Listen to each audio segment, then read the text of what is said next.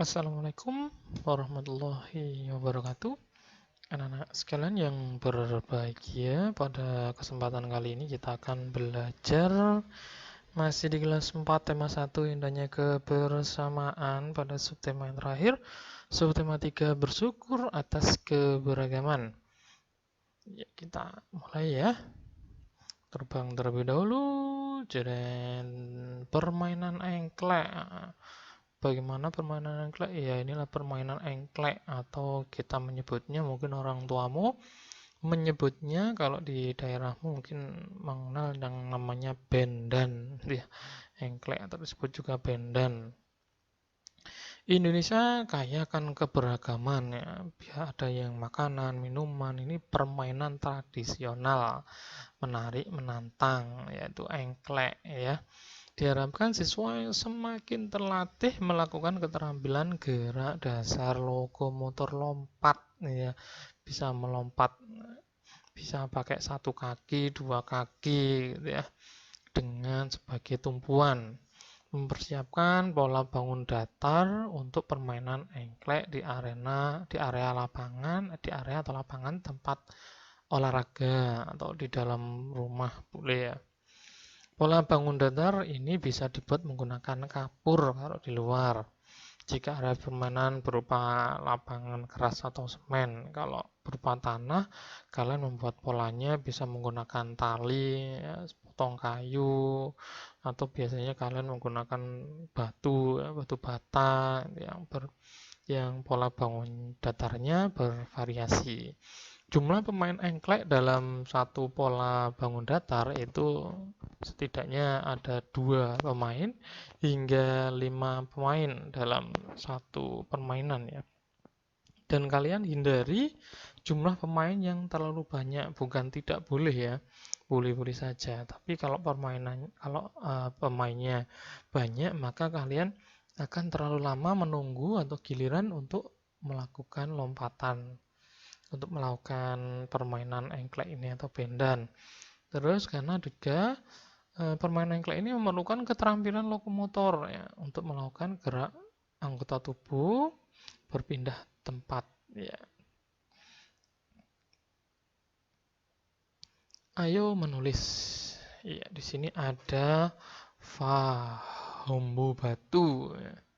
Ini adalah sebuah bacaan yang tidak ada di bukumu. Ini adalah bacaannya ya.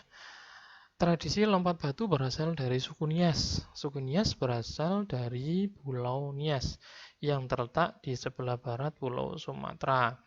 Lompat batu atau yang dikenal dengan nama Bambu Batu merupakan ciri khas masyarakat Nias. Tradisi melompat batu hanya dilakukan oleh kaum laki-laki, khususnya pemuda. Mereka harus melompati susunan batu setinggi 2 meter dengan ketebalan 40 cm. Tradisi ini bertujuan untuk menunjukkan kekuatan dan ketangkasan para pemuda yang melakukannya. Seseorang yang berhasil melakukan tradisi ini dianggap hebat, baik bagi dirinya maupun keluarga dan masyarakat di desa itu. Mungkin kalian pernah menjumpai gambar orang yang sedang melompat ini di sebuah mata uang ya, mata uang kertas, mata uang Indonesia. Kita lanjut menentukan gagasan pokok dan gagasan pendukung pada bacaan Bambu Batu atau lompat batu dari Kepulauan Nias.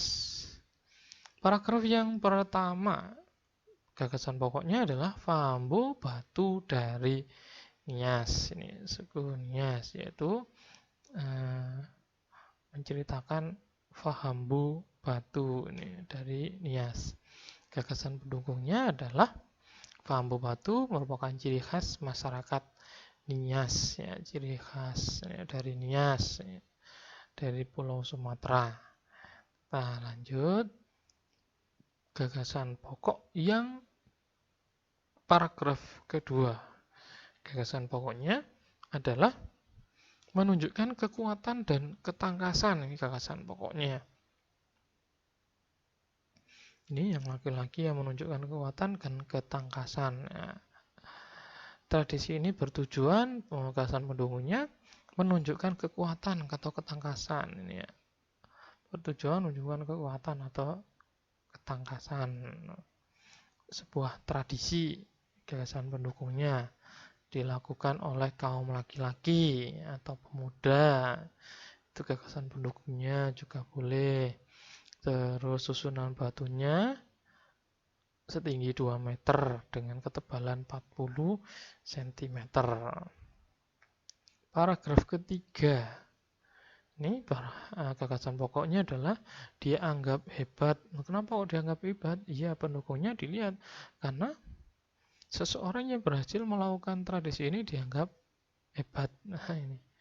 Ya, gagasan pokoknya adalah dianggap hebat, pendukungnya adalah tradisi. Ya, kalau berhasil maka dikatakan dia hebat ya, di mata keluarga dan juga masyarakat di desa tersebut.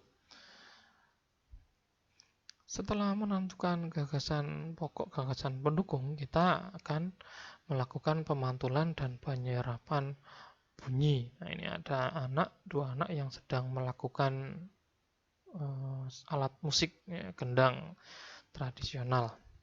Kita bisa menemui gendang di banyak wilayah Indonesia. Pernahkah kamu memperhatikan bagaimana bunyi pada gendang? Ya, gendang dapat berbunyi jika kulit gendang dipukul. Ya, kulit gendang dipukul, ya. Bunyi tersebut masuk ke sebuah rongga. Di dalamnya ada rongga. Di bawah kulit bentuk rongga mempengaruhi bunyi yang dihasilkan. Gini, rongganya macam-macam ini. Kalau besar bunyinya beda dengan rongga yang kecil. Makin kecil dan panjang rongga pada gendang makin nyaring bunyi yang dihasilkan. Pemantulan dan penyerapan bunyi. Bunyi dapat dipantulkan dan diserap. Ya, perlu kalian ingat pada pembelajaran sebelumnya. Bunyi dapat dipantulkan dan diserap. Pemantulan bunyi yaitu ini sebuah kelereng yang kita lempar ke dinding yang keras akan mengalami pemantulan. Nah, ini salah satu contoh ya. Demikian juga dengan bunyi. Bunyi juga akan mantul jika dalam perambatannya dihalangi oleh benda yang permukaannya keras seperti kayu, kaca, dinding, atau besi. Selanjutnya adalah bunyi dapat dipantulkan dan diserap, yaitu ini penyerapan bunyi. Kalau tadi pemantulan bunyi juga dapat diserap. Nah, benda-benda yang dapat menyerap bunyi adalah benda yang permukaannya lunak.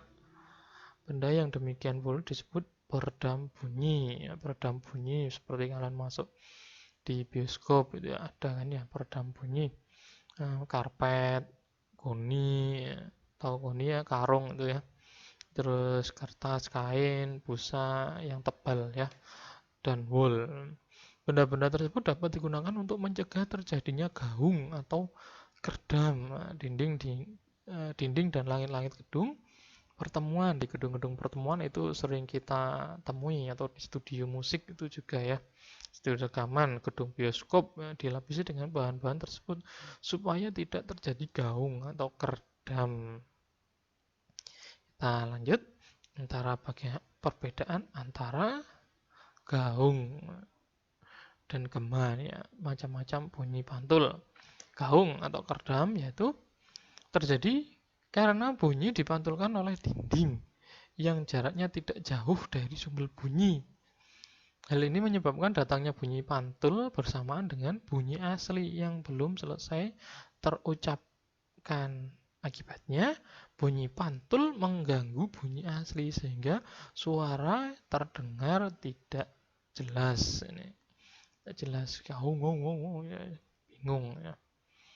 Terus selanjutnya adalah gema. Tadi adalah sekarang gema ya. Gema terjadi karena bunyi dipantulkan oleh dinding yang jaraknya jauh dari sumber bunyi. Sebuah bunyi asli selesai terucapkan. Jadi bunyi pantul yang terdengar lengkap sesudah bunyi asli. Ini sering kita jumpai yaitu di gua-gua, di lembah-lembah, di di bukit-bukit yang jaraknya jauh serta permukaannya keras dan rapat. Selain itu, gema juga dapat dipergunakan untuk mengukur kedalaman jurang atau gua. Ya, ada gua, kamu teriak di situ, kalau suaranya semakin jauh berarti gua itu agak jauh. Jurang juga sama. Jurang, kalau jurangnya terlalu curah itu bisa kita cek dengan suara bunyi pantulan kita, suara kita yang dipantulkan ya. Terima kasih, itulah tadi pembelajaran kali ini. Semoga anak-anak selalu sehat, ya, terus berbahagia selalu. Semoga bermanfaat. Wassalamualaikum warahmatullahi wabarakatuh.